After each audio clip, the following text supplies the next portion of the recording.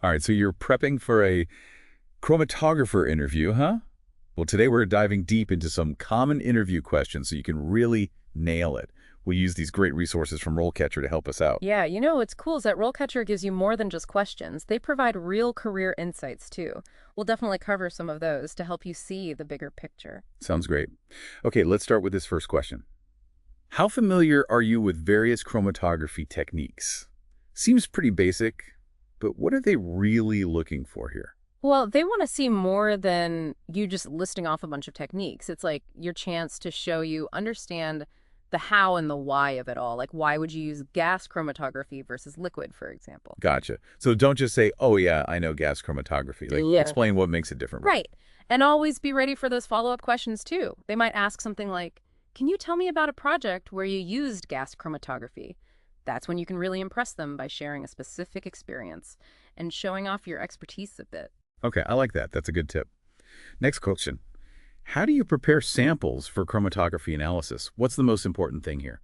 Definitely precision, being super accurate. That's key. Like walk them through your process step by step and emphasize how you make sure to avoid contamination and that your results are solid. It's all about showing how detail oriented you are. Yeah, and I bet they'd love to hear about a time you had a tough problem during sample preparation and how you creatively figured it out. Absolutely. Showing you're a good problem solver is so important in this field. Speaking of problem solving, the next question is all about that.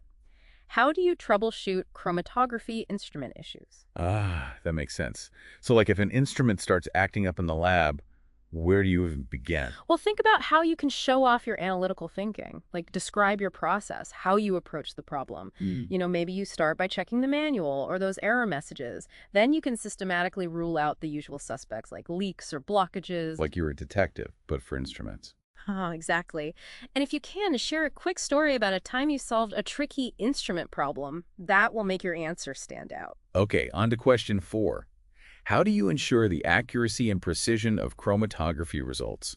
Sounds like it's all about quality control, right? Definitely. So this is when you talk about things like those calibration standards, running quality checks, and your meticulous approach to the data. You want to make sure they know you're all about generating reliable and valid data. And maybe mention how you stay updated on those best practices for quality assurance, too. Yes, good point.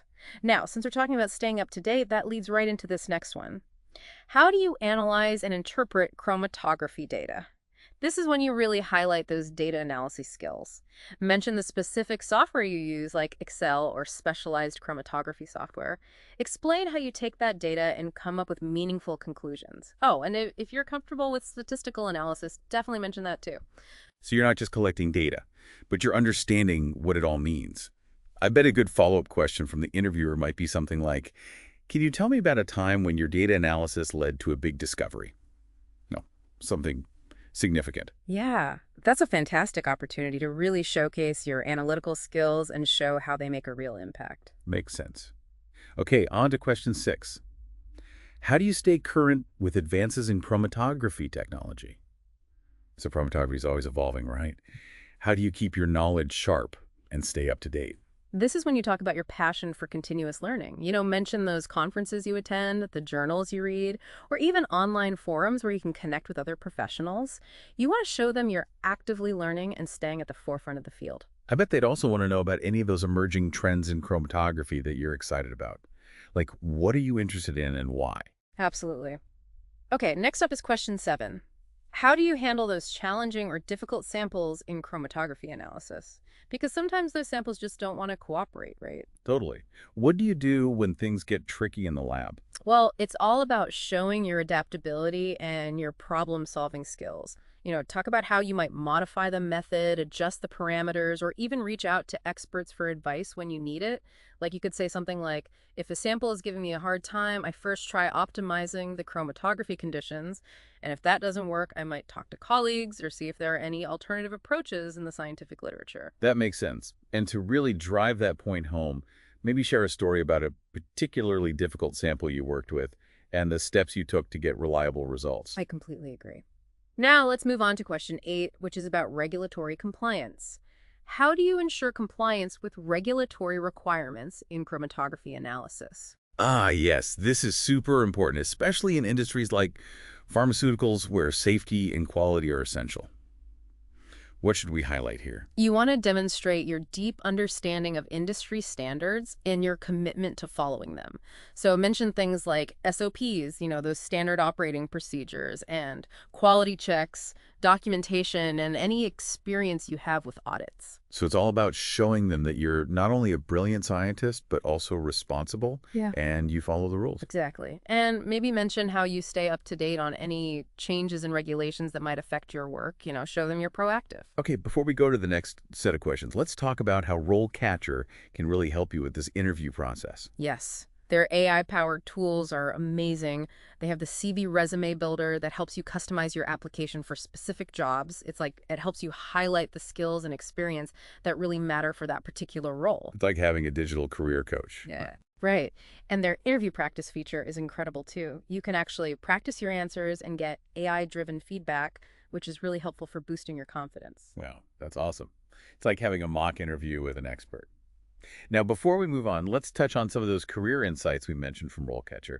They can give you a broader perspective on what a career in chromatography looks like. One thing that really stands out is the potential for advancement in this field. Mm. Chromatographers can move up into supervisory roles, they can specialize in specific techniques, or even transition into research and development.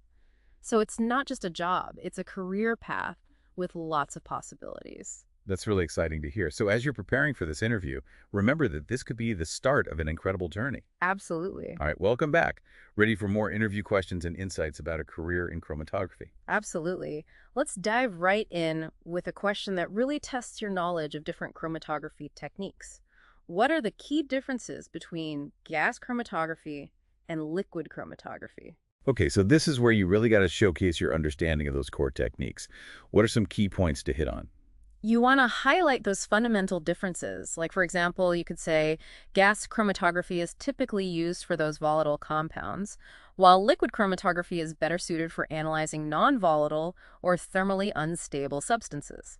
So it's about choosing the right tool for the job, depending on what you're analyzing, right? Exactly. You could also go into the differences in the mobile and stationary phases used in each technique.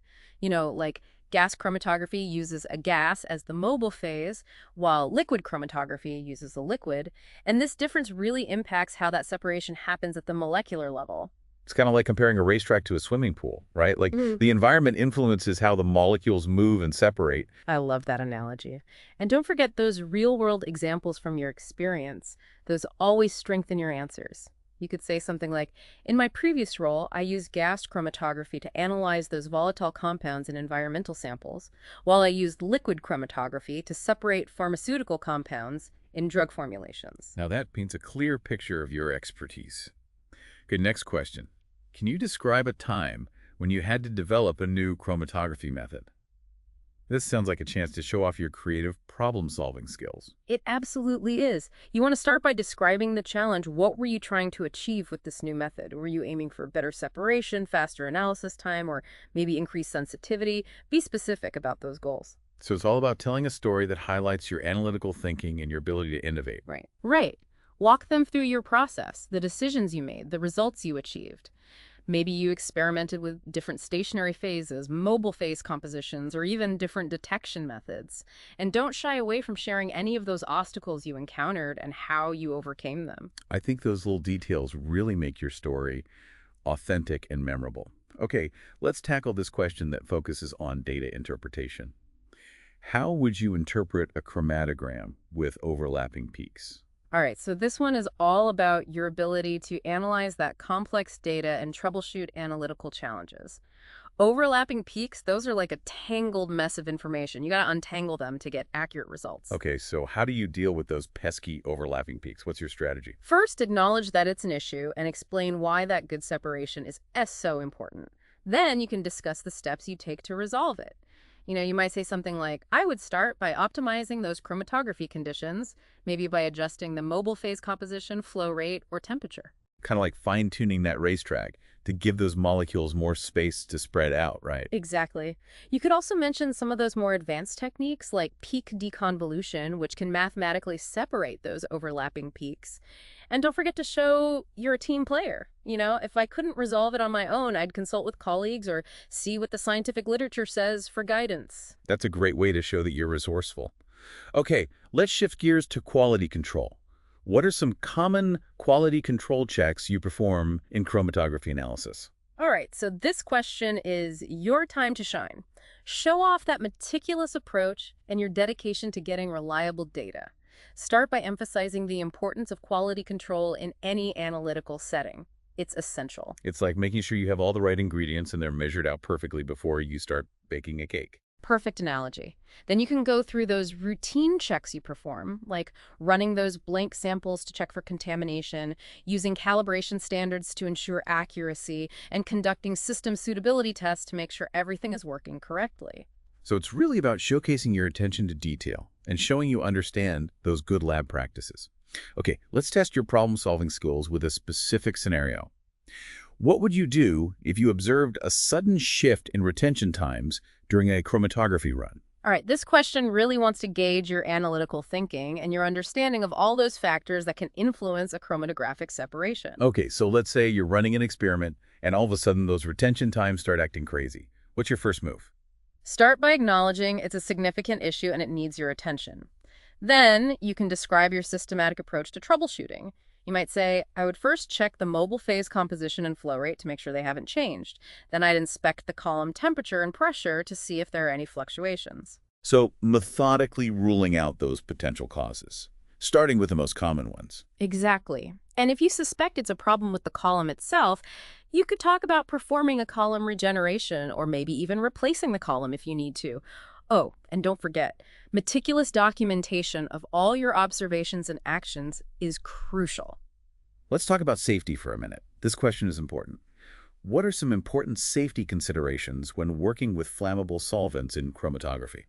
Safety is absolutely paramount in any lab setting, especially when you're dealing with hazardous materials. You really want to show them that you prioritize safety and you have a solid understanding of those precautions. Okay, so let's say you're working with flammable solvents. What are some key things to keep in mind? Well, first and foremost, proper ventilation is critical. You want to work in a well-ventilated area and use a fume hood to prevent those flammable vapors from building up.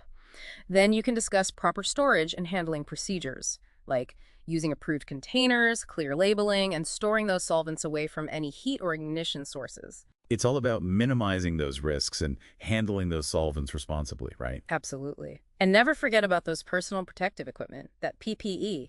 You know, gloves, lab coats, and safety glasses, those are your best friends in the lab. Yeah, it's better to be safe than sorry. Be prepared to talk about your lab's emergency procedures, too, for handling spills or fires. Definitely. Knowing where those fire extinguishers, safety showers, and eye wash stations are located is crucial. And don't hesitate to mention any specific training you've had in handling flammable materials. Great point. Okay, let's shift gears and explore some different types of detectors. What are the advantages and disadvantages of using a flame ionization detector versus a mass spectrometer in gas chromatography? This question really digs into those specifics of gas chromatography detection. You want to demonstrate you understand the strengths and weaknesses of each detector and when you choose one over the other. Kind of like comparing different types of cameras, right? Like each one has its own pros and cons depending on what you're trying to capture. That's a great way to think about it.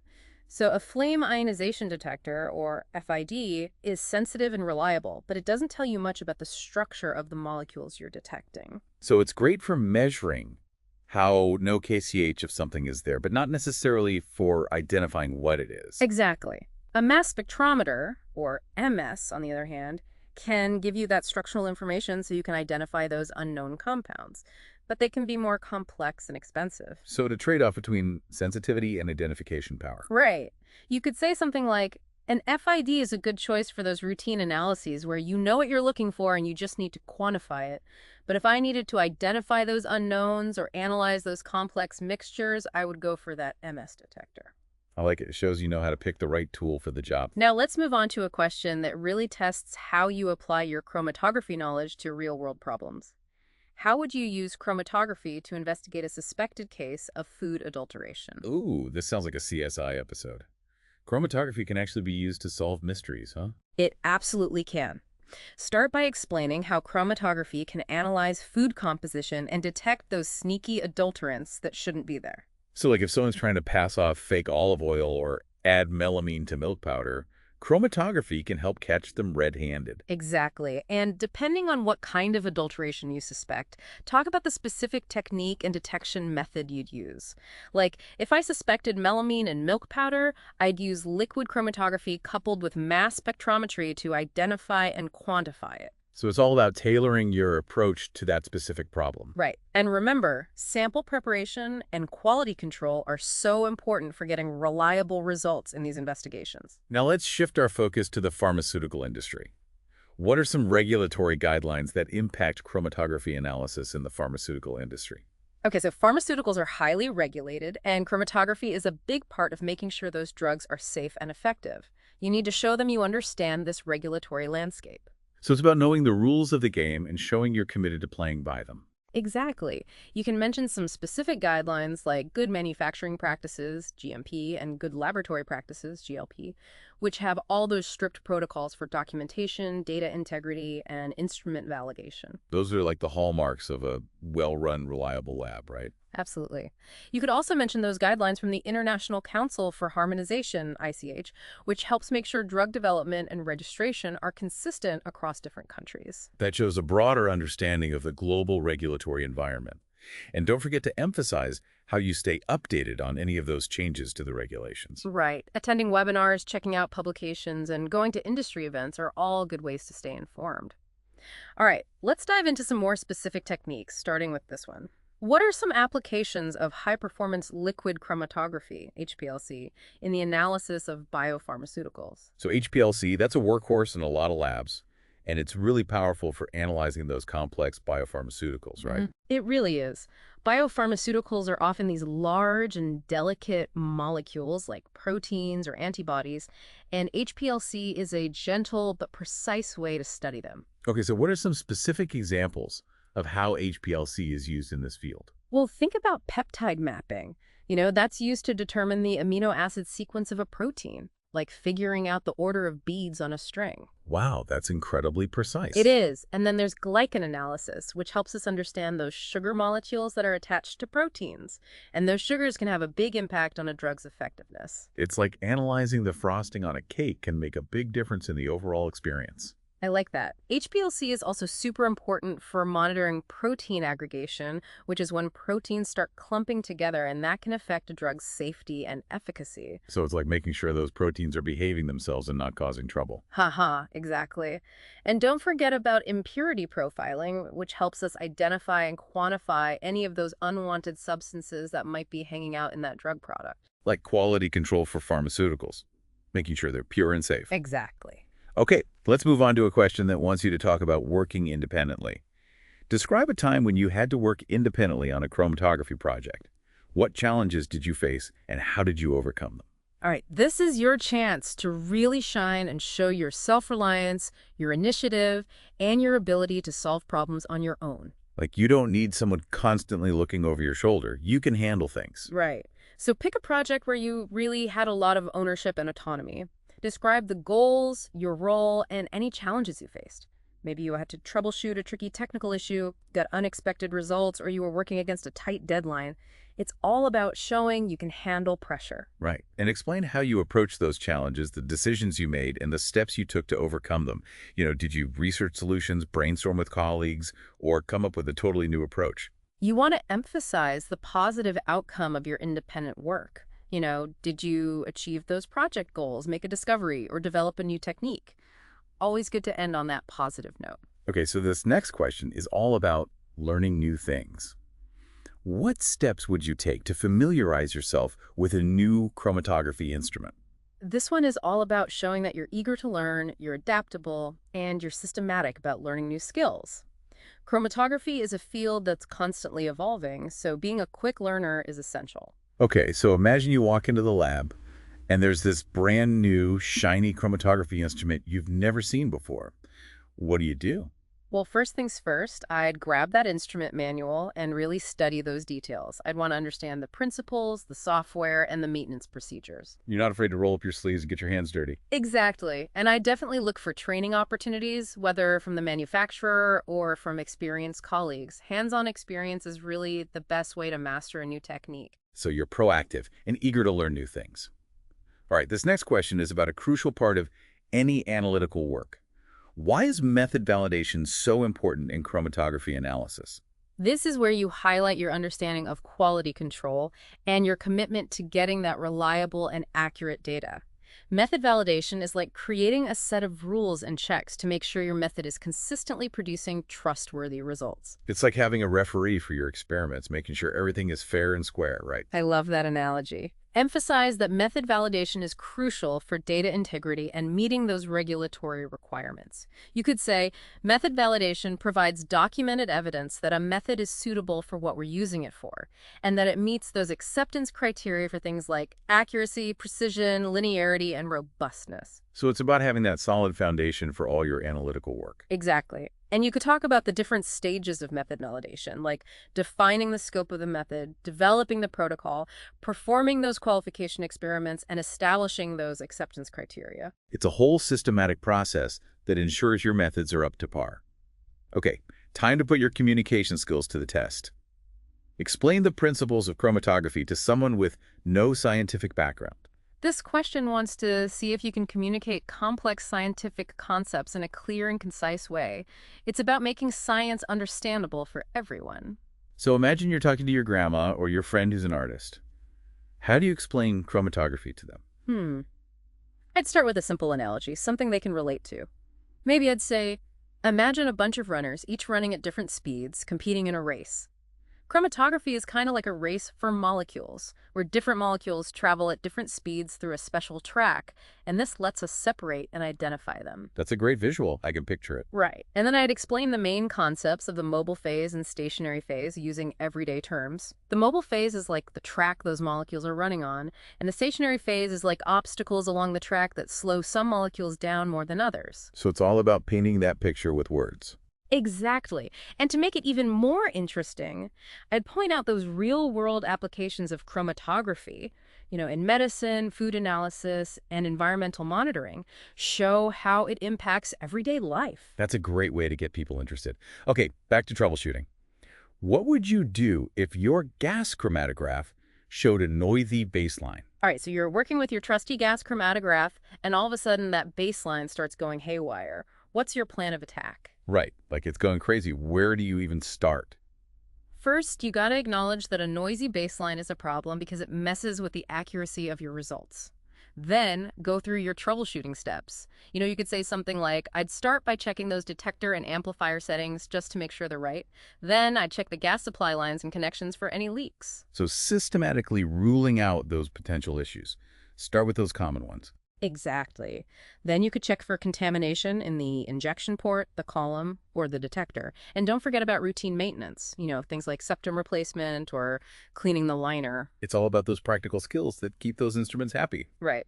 And if you're still pulling your hair out, you could say, if I still can't figure it out, I'd check the instrument manual or call up technical support. Shows you're resourceful and not afraid to ask for help when you need it. All right, time for a deep dive into a specific type of chromatography. Describe the principles of ion exchange chromatography and its applications. Okay, so this one focuses on a technique that's used to separate charged molecules like proteins, peptides, and nucleic acids. It's all about those electrostatic interactions. So kind of like using magnets to separate molecules based on whether they attract or repel? That's a fantastic analogy. Start by explaining that basic principle. Ion exchange chromatography separates molecules based on their charge using a stationary phase that has these charged functional groups. It's like a dance floor, right? Where molecules with opposite charges pair up, while those with the same charge keep moving around. Love that. Then you can explain how you can selectively break those electrostatic bonds and elute the bound molecules by changing the salt concentration or pH of that mobile phase. This allows you to separate and purify them. It's like changing the music on that dance floor to encourage different partners to switch around. Exactly. Don't forget to mention some key applications of ion exchange chromatography, like purifying proteins, water softening, and separating amino acids and nucleotides. That shows you understand the practical side of this technique, how it's actually used. Okay, this next question dives into another comparison in liquid chromatography. What is the difference between normal phase and reverse phase chromatography? This one highlights two common modes of separation in liquid chromatography, and understanding these differences is super important for picking the right method for your analysis. So like choosing the right paintbrush, depending on what you're trying to create. Perfect analogy. So in normal phase chromatography, that stationary phase is polar, like water, and the mobile phase is nonpolar, like oil.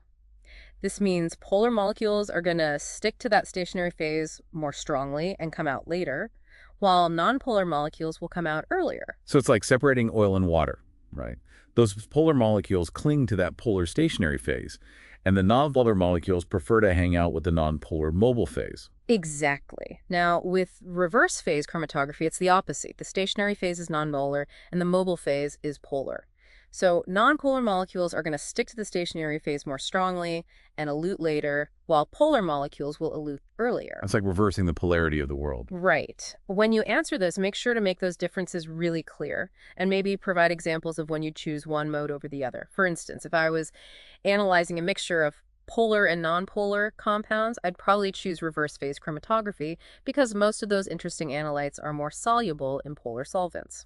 That shows you understand the strategy behind choosing the right method. Okay, let's explore another chromatography technique. What are the advantages and disadvantages of using size exclusion chromatography? Size exclusion chromatography, you might also hear it called gel permeation chromatography, is a real gentle giant in the world of chromatography. It separates molecules based on their size, and it doesn't use any harsh interactions that could damage delicate samples. So it's like sorting objects by size, using those sieves with different sized holes, Right. right? Small objects pass through, bigger ones get stuck. I love that analogy. That's exactly it. In size exclusion chromatography, those larger molecules come out first because they can't fit into the tiny pores in the stationary phase. Smaller molecules take a more leisurely path through those pores and come out later. It's a unique way to separate things, by size instead of by their chemistry. Right. One big advantage of size exclusion chromatography is that it's so gentle. It's perfect for those fragile biomolecules that other techniques could damage. It's like using kid gloves to handle them. Exactly, and it's great for analyzing polymers because it can tell you about the distribution of molecular weights within a sample. So like taking a population census for those polymer chains. Exactly. Now let's talk about the downsides. One thing is that it has relatively low resolution compared to other techniques, so it might not be the best choice for separating molecules with very similar sizes. So it's like trying to separate those marbles that are almost the same size, but using a sieve, probably not going to work very well. Right, and it needs relatively large sample volumes, which can be a problem sometimes. Okay, so powerful technique, but with its own strengths and weaknesses. Now onto a different type of detector. What are the principles of operation of a UV-Vis detector in chromatography? All right, think of UV-Vis detectors as molecular detectives. They use light to uncover those secrets hidden inside the compounds as they come out of the column. They can tell us what molecules are there and how much of each one. Like little molecular paparazzi snapping those photos as they come out. Haha, I like that.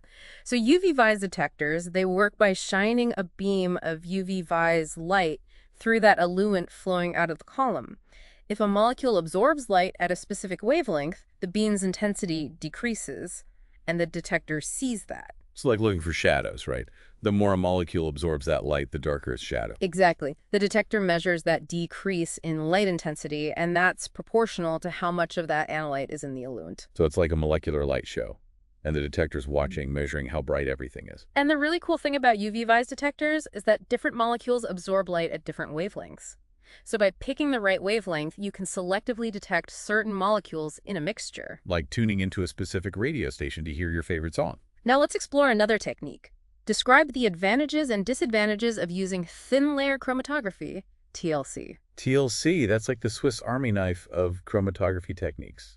It's simple, versatile, and you can basically take it anywhere. It really is a staple in lots of labs, especially for quick and easy analysis. So how does TLC actually work? Imagine a thin layer of that stationary phase coated on a glass or plastic plate.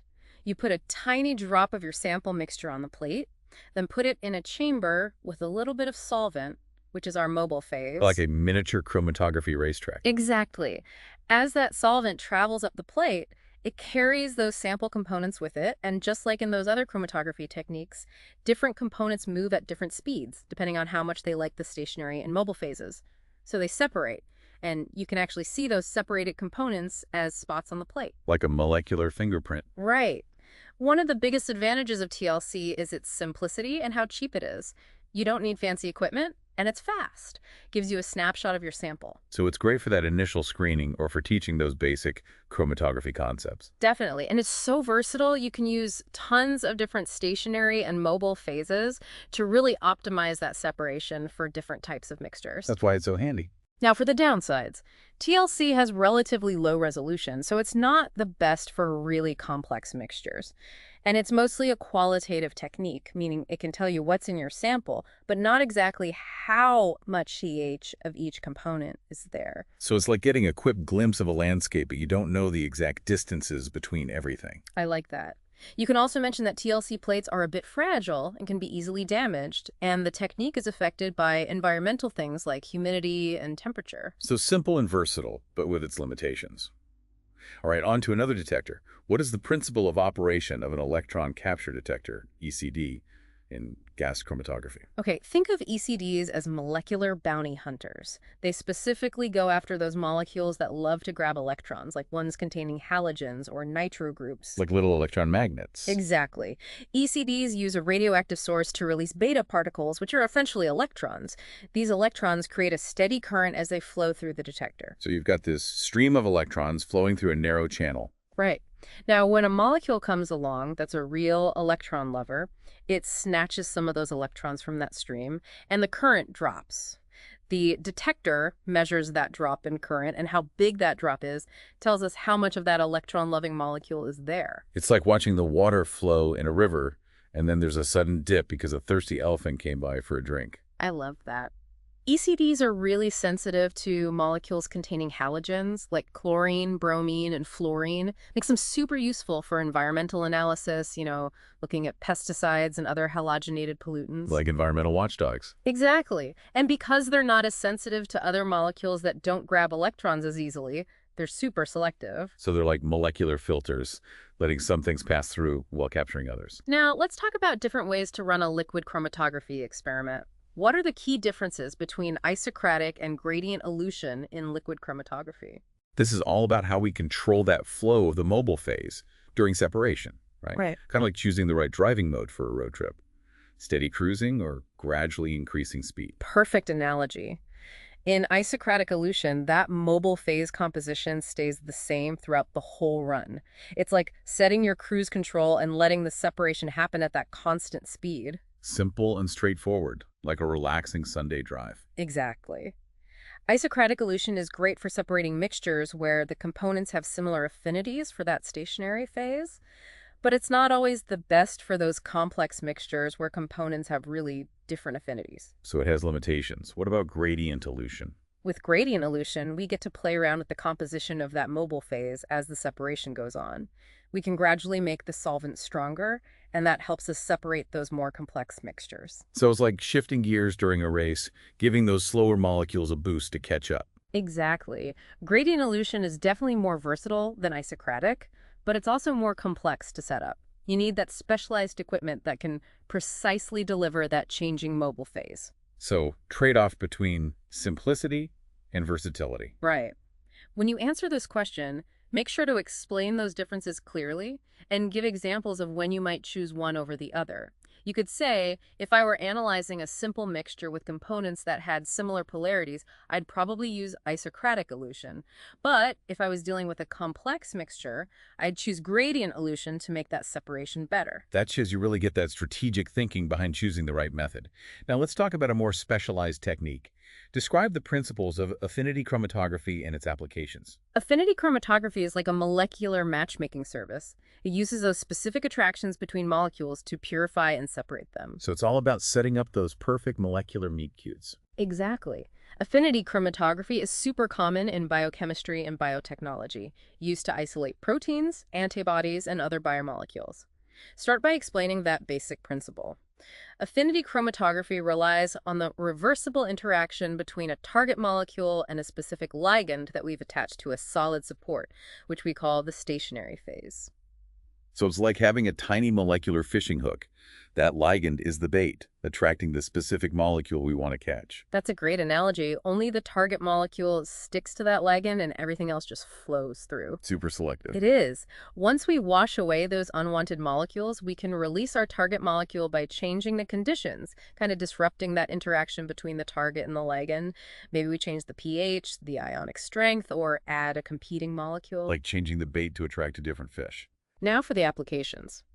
Affinity chromatography is a workhorse for purifying proteins, antibodies, enzymes, and nucleic acids.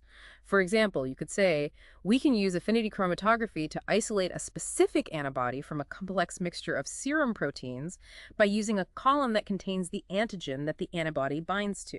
It's like a molecular sorting hat, separating those molecules based on their specific likes and dislikes. Okay, let's move on to another type of detector. What are the advantages and disadvantages of using a refractive index, RI detector, in liquid chromatography? Our eye detectors are like those all-seeing eyes of chromatography, detecting basically any molecule that passes through. But just like any detective, they have their strengths and weaknesses, right? That's right. RI detectors measure the difference in refractive index between that pure mobile phase and the eluent that contains the analyte. And that difference changes the direction of a light beam passing through the detector cell. So it's like watching how light bends differently when it goes through different materials, like air versus water. Exactly. The detector measures that change in light direction, and that's proportional to how much of that analyte is in the eluent. So it's really sensitive to changes in the composition of that eluent. It is. A big advantage of RI detectors is their universality. They can detect just about anything, as long as it has a different refractive index than the mobile phase. So if you're going into uncharted territory, don't really know what you're looking for, an RI detector could be a good place to start. Right. Another plus is that they're relatively cheap compared to other detectors like UV-Vis detectors or mass spectrometers. Makes them accessible for researchers who don't have a ton of money to spend. Exactly. Now let's talk about some disadvantages. RI detectors aren't as sensitive as other detectors, so they're not the best for detecting those really tiny amounts of analytes. So if you're looking for a needle in a haystack, maybe not the best tool. Right. They're also sensitive to changes in temperature and flow rate, and that can make it tricky to get those accurate results. And they're not very selective, meaning they can't really tell the difference between analytes that have similar refractive indices. So good for general detection, but maybe not the best if you need to identify specific compounds in a really complex mixture. All right, let's check out another specialized technique. What are the applications of chiral chromatography? Chiral chromatography is like a molecular mirror. It lets us separate those mirror image molecules that we call enantiomers. So it's like separating your left hand from your right hand. They look the same, but they're not superimposable. That's the perfect analogy. Many pharmaceuticals and other biologically active molecules exist as those enantiomers, and a lot of times only one of those enantiomers has the effect we're looking for, the therapeutic effect. The other one might do nothing or even be harmful. So it's like the good twin and the evil twin. You got to make sure you're getting the good one. Exactly. Chiral chromatography is essential in the pharmaceutical industry, making sure drugs are safe and effective. You could say chiral chromatography lets us separate and analyze those enantiomers of chiral drugs to determine their purity, stability, and how they work. Like having a molecular sorting hat. Chiral chromatography is also used in the food industry, analyzing flavor compounds, in environmental science to study how chiral pollutants behave, and even in forensics to look at evidence. Wow, that's a lot of applications. Versatile technique. Now let's talk about a detector that uses fluorescence. How does a fluorescence detector work in chromatography? Fluorescence detectors. Those are like the rock stars of chromatography, putting on a big light show when they come across certain molecules. Haha, I like that. They're really sensitive and selective, perfect for detecting tiny amounts of specific compounds. So how does a fluorescence detector actually work? It starts with shining a beam of light, usually UV or visible light, onto that eluent flowing out of the column. It's like putting those molecules in the spotlight. Exactly. And if a molecule absorbs light at a specific wavelength, it jumps up to a higher energy level, like it gets all excited. When it comes back down to its ground state, it releases that energy as light, but at a longer wavelength. So it's like it absorbs one color and then emits a different one. That's cool. So it absorbs one color and then emits a different one. Right. That fluorescence detector picks up that emitted light, and the intensity tells us how much of that fluorescent molecule is there. It's like a molecular disco party. Yeah. And the detector's measuring how brightly each molecule's dancing. I love that. Now, because not every molecule does that whole fluorescence thing, it gives us even more selectivity, so it's a really powerful tool. Hmm. Okay, let's shift gears and talk about supercritical fluids. What are the advantages and disadvantages of using supercritical fluid chromatography, SFC? SFC, that sounds so futuristic. What's the deal with these supercritical fluids? They're like those solvents that can't decide if they want to be a liquid or a gas. Basically, a supercritical fluid is a substance that's been heated and pressurized past its critical point, and that gives it some unique properties. So they're kind of adaptable, like chameleons, Yeah, changing their characteristics based on the conditions. exactly. And that makes them really cool for chromatography. One big advantage of SFC is that it can separate a huge range of compounds, including those that are really hard to analyze with normal gas or liquid chromatography. It's like that universal key that unlocks the secrets of even those super challenging molecules. Okay, I like that. Supercritical fluids also have lower viscosity than liquids, right? So that means faster separations and better resolution. You got it. And bonus, SFC is pretty environmentally friendly. Carbon dioxide is usually the supercritical fluid of choice, and it's non-toxic and readily available, so it's a win-win for science and the environment. I like it when those things go together. Yeah. So what are some of the downsides? Well, the equipment is expensive. SFC systems are definitely pricier than traditional gas or liquid chromatography systems. And to run SFC, you need special training. So it's a powerful technique, but it comes with that higher price tag and a steeper learning curve. Right. And there aren't as many stationary phases available for SFC compared to liquid chromatography. So it's a specialized tool, really useful for those specific applications where its strengths are important. Now, before we wrap things up, let's quickly touch on how RoleCatcher's AI can help you really ace that interview. Remember their AI-powered CV resume builder? It helps you tailor your application for each job, highlighting those skills and experience that are most important for that specific role. It's like having a stylist for your resume, making sure you make a good first impression. Exactly. And their interview practice feature lets you actually practice your answers and get feedback from the AI. This can be so helpful to boost your confidence and get that delivery just right. It's like having a coach, helping you practice and get ready for that big performance. Remember, practice makes perfect, and those AI tools from RoleCatcher can really give you an advantage. Well, this has been an awesome journey through the world of chromatography. We've talked about the basics, explored some of the latest techniques and instruments, tackled those common interview questions, learned some troubleshooting tricks, and even gotten some career insights. We hope you feel ready to rock that interview. And remember, learning in chromatography never really stops. So stay curious, embrace those challenges, and who knows what exciting things you'll discover in the future. Until next time, happy chromatographing.